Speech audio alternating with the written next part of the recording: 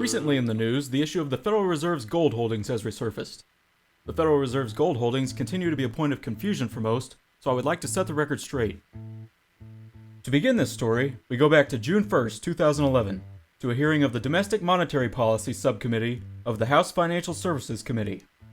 General Counsel of the Federal Reserve, Scott Alvarez, responds to a question regarding the Fed's gold. I do have one question. During the crisis or any time that you're aware of, has the Federal Reserve or Treasury participated in any gold swaps arrangements? The Federal Reserve does not own any gold at all. We have not owned gold since 1934. So we have not engaged in any gold swaps. But it appears on your balance sheet that you hold gold. What appears on our balance sheet is gold certificates. When we turned before 1934, the Federal Reserve did own gold. We turned that over by law to the Treasury and received in return for that gold certificate.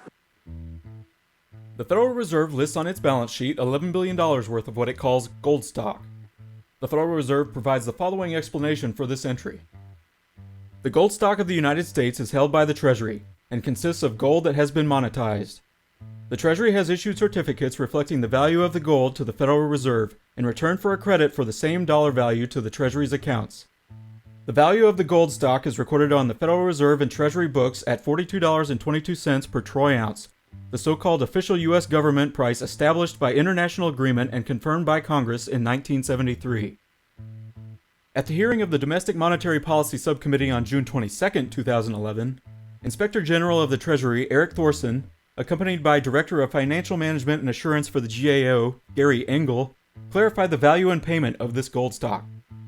Remember, if somebody did try and redeem those gold certificates, let's say they were pledged to somebody, and they brought them forward and they wanted to redeem them, they would be paid in currency at the statutory rate, they would not be paid in gold. The gold is collateral, it is not the method of payment. So they would receive whatever the value is of those certificates. The gold would remain in the custody of the United States and would no longer be collateral for those certificates that were redeemed. But I could maybe add something on that.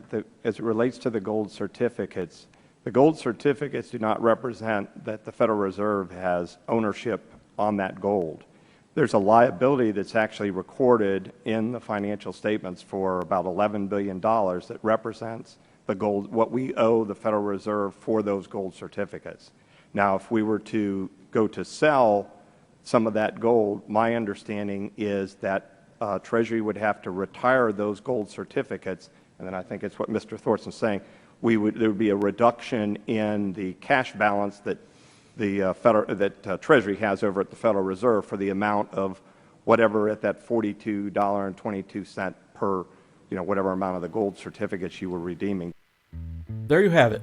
Based on currently available public information, the Federal Reserve does not own gold, and the gold stock that it holds is only worth $11 billion paid in cash.